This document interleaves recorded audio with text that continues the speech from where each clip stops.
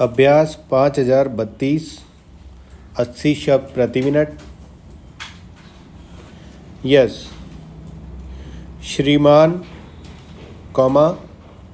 मैं आपको बताऊंगा कि खेती में सुधार के बारे में हमारे कुछ लोगों का क्या विचार है। हमने विभिन्न दृष्टिकोणों से अलग अलग विचार किया है, विशेष रूप से सबसे ऊंची सीमा बांधने तथा सहकार के प्रश्न पर, किंतु हम अनुभव करने लग गए हैं कि दोनों का आपस में गहरा संबंध है।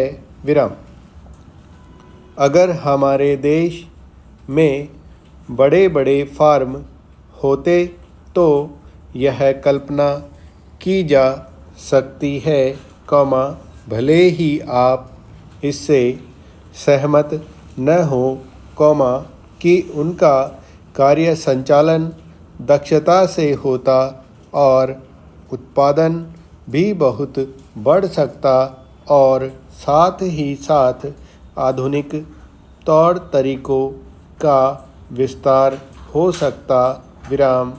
भारत की मूल समस्या यह है कि यहाँ जोत की भूमि छोटी है और टुकड़ों में बटी है। साधारण तौर पर मैं कहूँ कि यह 1, 2 या 3 एकड़ है। इतनी छोटी जोत की भूमियों से हमारे किसान केवल अपना काम भर चला सकते हैं, लेकिन आधुनिक तौर तरीकों को अपनाने में बहुत कम प्रगति करेंगे। अब सबसे ऊंची सीमा बांध देने से ऐसा भी हो सकता है कि कुछ एक जो बड़े फार्म हैं उनमें काट छांट हो, जो कि प्रयोजन भी है। अगर आप चाहते हैं कि प्रगति हो और आधुनिक तौर तरीकों का प्रचलन हो, तब तो ये जो अनगिनत छोटे छोटे फार्म हैं इनको सहकारी ढंग से चलाना है, जिससे कि वे आधुनिक उपायों का लाभ उठा सकें। सहकारी ढंग से कार्य करने से मेरा मतलब है विविध प्रकार से सहयोग देना।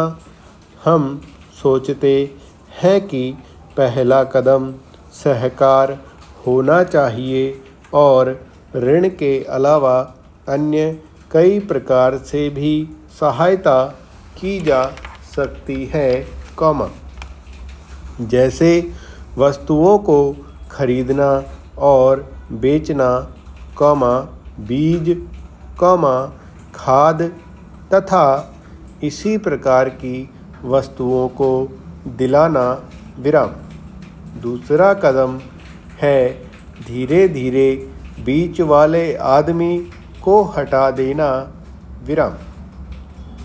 फिर दूसरी स्थिति आती है जिसको मिलजुल कर खेती करना कहते हैं, यद्यपि उसमें भूमि पर अधिकार बना रहता है।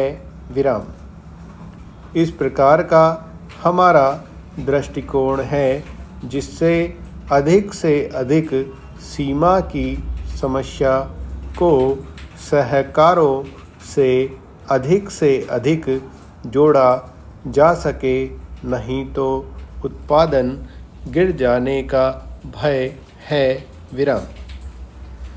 यह एक जटिल समस्या है जिस पर मनन हो रहा है। विराम। सहकार से मेरा मतलब एक गांव के सहकार से है और ज़्यादा से ज़्यादा 2-3 गांव का सहकार भी हो सकता है यदि वे निकट से संबंधित हैं विराम, लेकिन हमारी सरकार इनकी भरपूर सहायता करेगी विराम।